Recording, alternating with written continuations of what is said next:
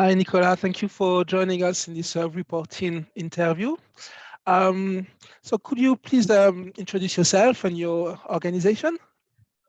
Yes, so my name is Nicola. I am currently working as an assistant coordinator here at Pride Info Center in Belgrade, which is the extension of Belgrade Pride and an extension of Civil Rights Defenders. So that's pretty much it. I've been working for Pride Info Center for a bit over 2 months, so I'm pretty much new to the company and the community here, but so far I feel like I'm getting a pretty good hand of it and I'm pretty much enjoying it. Excellent. When is the Pride in Belgrade this year? So Belgrade is the host of Europe Pride this year, which is the Pride, but on a European level. Every European city gets to host each year. Each year it's a different city. And this time it's Belgrade, and it's from 12th to 18th of September 2022. So this year in September. Excellent. And it's going to be like in person, yeah? Or it's not going to be online, hopefully. Sorry, can you repeat? It's going to be like, with people, yeah? It's not going to be online like the previous years, yeah? Yes, it's going to be in person with people, unless something happens again. Yeah. But so far the plan is for the Pride to be in person. Yes, it won't be online. Fingers crossed. Yes, fingers crossed. Can you tell us what's the current legal situation for sexual and gender minorities in your nation state in Serbia? So in Serbia, currently, we don't have any actual laws that are supposed to regulate same-sex unions. We also don't have a law on gender identity that allows, this is one of our volunteers. We don't also have a law that allows you to self-identify based on your gender. So both of those laws are in the work. The law on the same-sex union has actually been revised multiple times. Basically, it's not even a draft anymore. It's an actual law. It's written to fit all the propositions. It's written accordingly to all of our current laws. And it's still supposed to go to the parliament in Serbia so that it can get voted on, but it's currently on hold. Why? No one is actually giving us a proper answer. We do believe that because of the elections, because we're supposed to have some parliamentary and presidential elections in April, we do believe that a lot of parties do not want to publicly address it or talk about it because they believe it can be a bad reputation for their voters.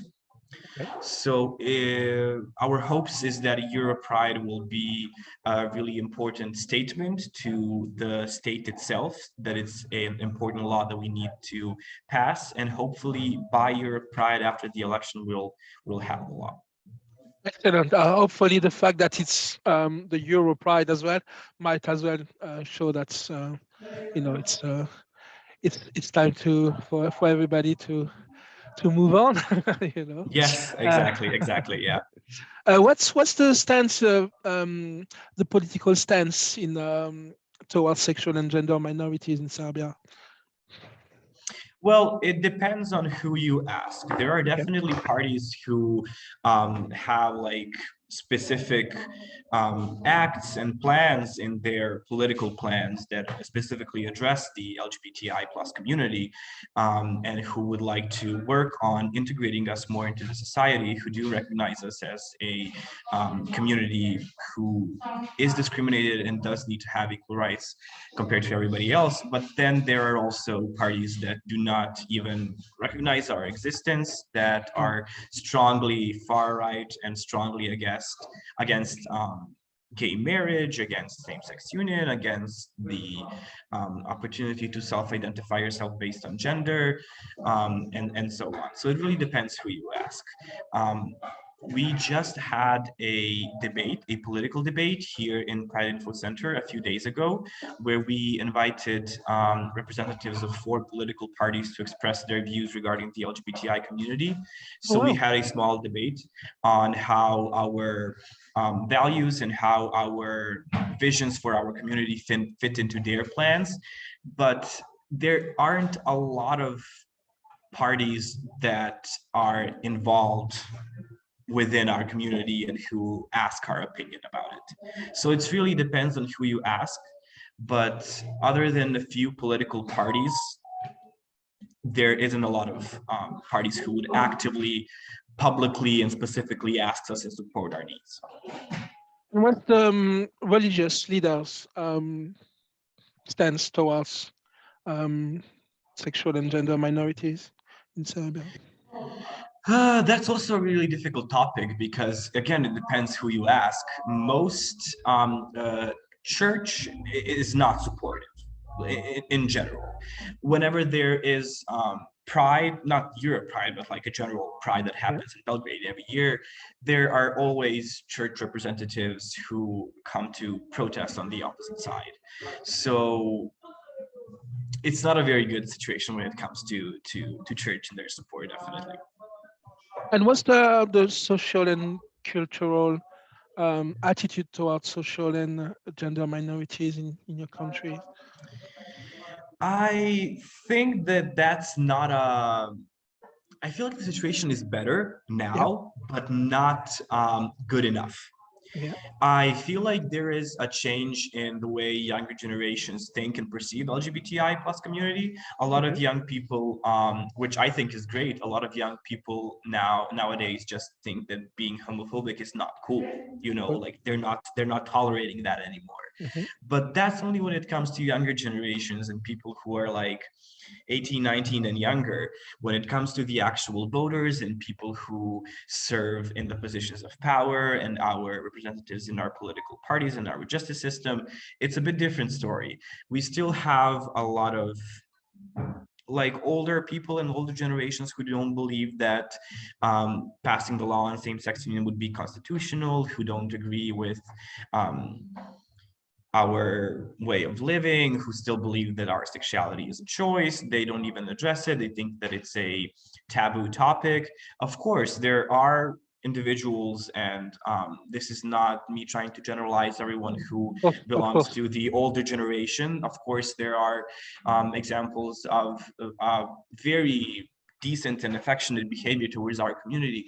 But I feel like based on my experience, based on a lot of reports, that a lot of people do not vibe with the LGBTI community. They just don't want to be addressed or connected to it in any sort. And how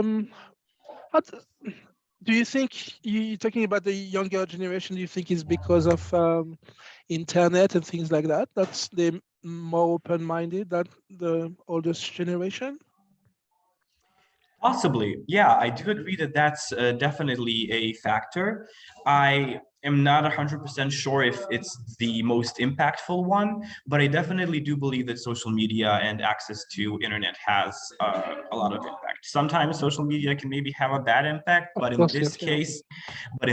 case, I believe it actually had a very good effect, just because it allows an easier access to Yep. information. Mm-hmm. And when you get an easier access to an information that says, hey, being LGBTI plus is not something scary, it's not something that's considered pathological or sick or a sin or something like that. I believe that when you're younger and you perceive that sort of information, you kind of easier shape your mind around it, that it's not an actual big deal.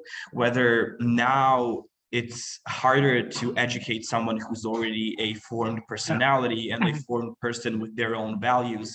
And I'm not saying that they cannot change and perceive our community a bit different. I just feel like it's a lot harder than when it comes to younger generations. And I definitely do believe that internet played a factor in it. And what about the media in general? How do they portray sexual and gender minorities, like TV or magazine, newspaper, things like that? What's the stance? I believe it's like 50-50. Like there are a lot of tabloids, and like we call them like scandal newspapers Yeah, that are like they're everywhere. yeah, like page 6 Yeah. newspaper. And like every time there's like, let's say a celebrity where there are some, like, let's say pictures of a celebrity being caught like hanging out with someone of the same sex, for example. Like it's always using slurs, it's always considered something scandalous, Okay. something, look at what they are doing, and something like that. We recently had a debate on Twitter's Serbian community. There was a big debate about trans women in sports, Hmm. and a lot of news reports were reporting on that, and the amount of transphobic slurs and transphobia that's been present in the media those days and on portals was just a lot. So there are a few celebrities who I believe are trying to address those situations when the media is not representing our community well and when they are being put in that context as well.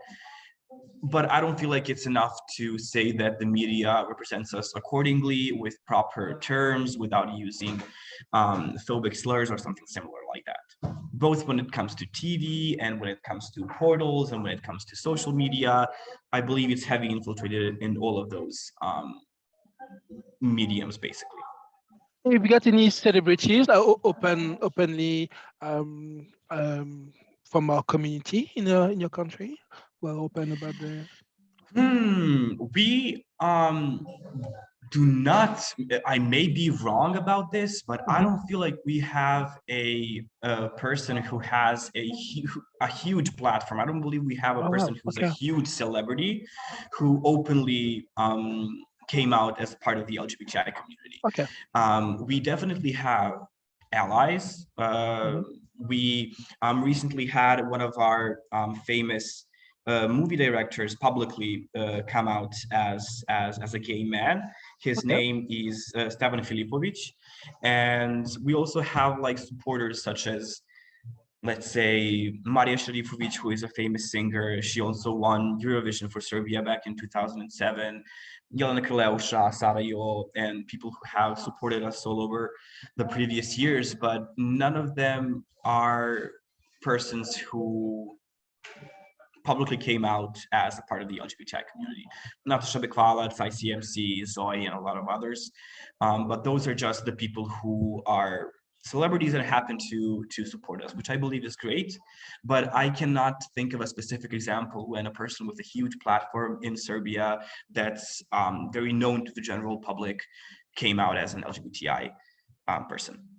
Is it from now?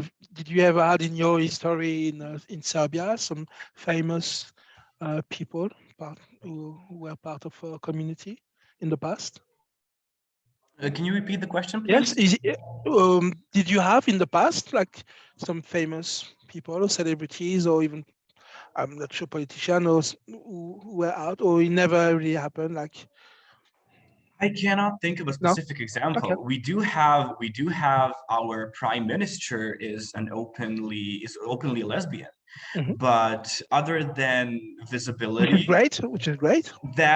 which is great, but Yeah. other than visibility, that hasn't brought us a lot of improvement when it comes to our position in this country.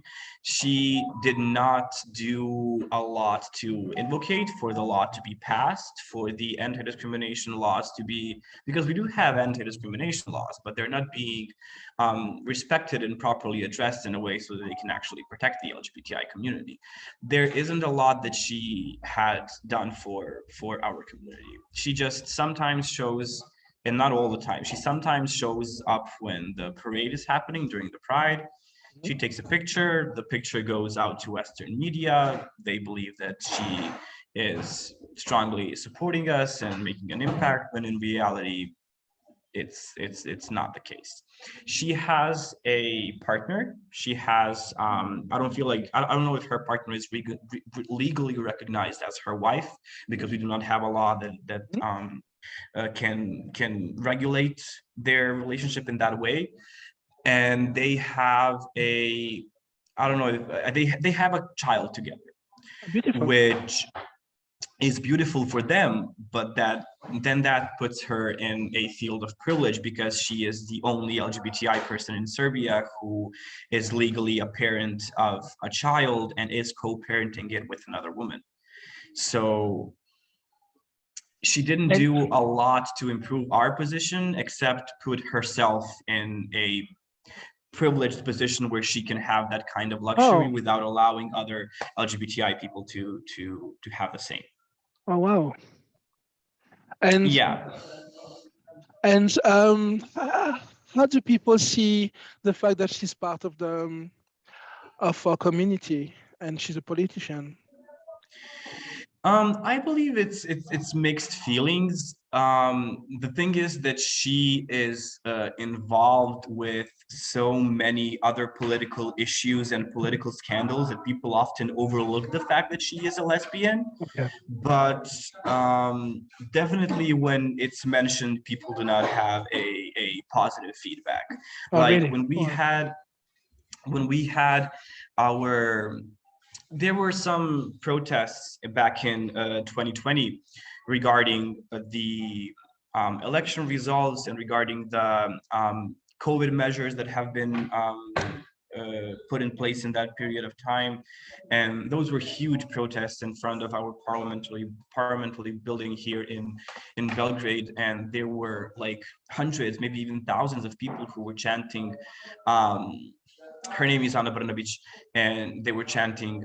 I don't remember what the saying was, but they were saying that she is a mother to a child that's not her own, Wow. which is correct if you look at how the laws are regulating her relationship with that child, but it's coming from a homophobic place. Yeah, sure, of course. I do not agree with that. I wish that she has the right to be a mother to a child and be in the same-sex union. I just would like for that to be available to every single Everybody. LGBTI person in Serbia.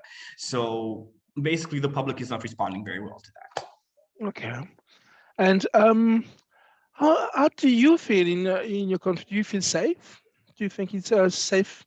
Um, Um, mm, it's a very difficult sorry, question.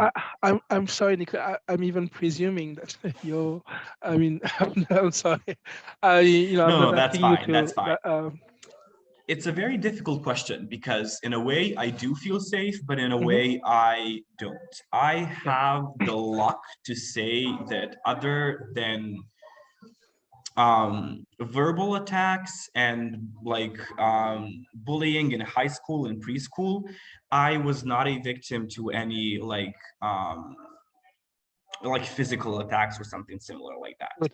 which is something that's, it's not that it's not happening, but it's just something that hasn't happened to me. So when I hear stories about my friends being like physically abused and brutalized on the street, I think of to myself, wow, that never happened to me. Yeah. But it's not, I don't like to keep that idea in my mind Yeah. because it gives me a sense of me being safe when I know that tomorrow it can also happen to me. Ever since Pride Info Center opened here on this location, we've had 13 attacks so far. And Wow. just a few days ago, 2 weeks ago, I believe, it was the exact 1 month. It was like my 1 month anniversary since I started here, and we actually had a passenger who violently got into our a local here in place and started throwing our merch and Really? threatening to us. Yes, and that was the first time when I was in a position where there was someone across me who I believe would have beaten me to death. Yeah. But so the answer is no, I don't feel safe, but I was lucky enough to not actually be put in that type of position. Right. And do you know what is life for um, transgender people or even intersex people in Serbia? Well, I don't feel like I can speak from a trans person point of view, but I Mhm. would say that they are definitely one of the most vulnerable groups to currently exist in our society. If we're talking about the LGBTI community, they still do not have a regulative that allows them to change their marks in their documents to be Wow. to fit their gender. We only have, I believe, there are 2 or 3 doctors, endocrinologists, who are known to be working with trans folks and who will provide them with necessary prescriptions for hormonal therapy, which is only 2 to 3 people to like 6 million, Yeah, that's to 6 million residents of Serbia, which is really, really, really small. So even when you do get into the process of transitioning, there's still a lot of paperwork and difficulties into getting those hormones. Some of them are being covered by the insurance, some of them are not, and it's definitely not a very well position. oh. But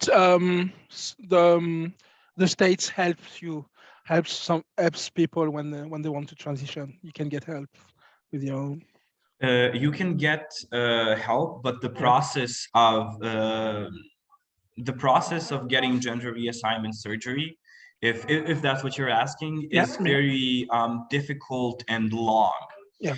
because you need to be evaluated on multiple steps. First, you need to be, I'm not 100% sure if this is how the process goes, but this is how I remember it.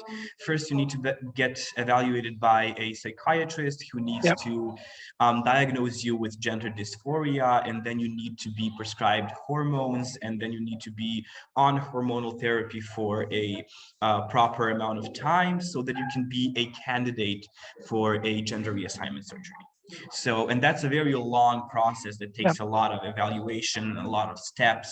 So it's available, it's an option, but not all trans people choose to Right. transition. And maybe a part of it is that it's being so, that the access to it is a bit difficult.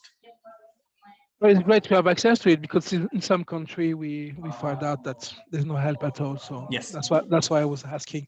Um, and are there any human rights issues faced by sexual minority in your country? Like, I don't know, housing, employment, discrimination, homelessness. There definitely is a problem of homelessness and getting jobs in similar situation. One of our partner organizations is called Das ist nah, which translates to like let it be known or something Hmm. like that.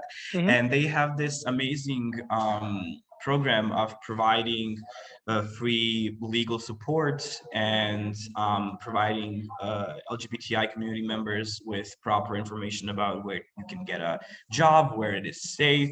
They can help you with housing if it's necessary. So they have an amazing program that tackles that type of issues. Oh, okay, that's great. And you working with them? You said as a partner? Yeah, they are a separate organization. They're also an NGO, but we do collaborate on a lot of activities and a lot of projects. So yeah. Okay. What they do as their primary focus is that they map hate crimes and provide legal support on people who would want to be legally protected because they had some issues, whether at work or in their home or somewhere else in school and college, regarding their sexuality or gender identity. But they also have an amazing program that provides members of the community with help when it comes to housing and finding proper jobs and similar issues. While Pride Info Center is mostly focused on Pride itself. Yeah. So That's a, our values and goals overlap a lot. that's a great organization. It's great. Amazing. Yeah. Cool. And so you organizing the pride. So what are you doing all year long? Is it organizing the events, or like you saying you're doing also some other work with other organization? Yes. So Pride Info Center works as a place and as a local where we have a lot of activities on a monthly level. That means that every month it's my job and Tushanka, my colleague's job. I'm her assistant. We are supposed to organize multiple monthly activities for this place that are regarding certain issues connected to the LGBTI community. Whether if it's lectures, whether if it's debate, whether if it's different workshops or movie projections and similar stuff. We also have an amazing program that allows free HIV and syphilis testing. We recently had that political debate regarding parties who are supporting LGBTI community. Then we recently had a amazing lecture by one of the professors at Union College here in Belgrade. His name is Alex Radonic, and he had this amazing lecture about how certain social theories view same-sex unions, and he talked about like utilitarianism and populism and how they, like, for example, are viewing same-sex unions. And then a few weeks before that, we had a workshop about the specific acts of the gender identity law. And we also collaborated with GETIN, which is a NGO that tackles trans issues. So we usually collaborate with different NGOs that overlap with the same values as us, and we provide different workshops and activities for the community they can engage in and also listen and inform. That's a great job you're doing. It's amazing. Thank you, thank you. For anyone who would like to come and visit Belgrade, is there any like place that you recommend, like who are part of our community? When it comes to the LGBTI friendly places, I would definitely notice a few. I would definitely mention a few cafes such as Katsegrad, drugstore, XL Bar, Mystic. Just a sec, I'm sorry.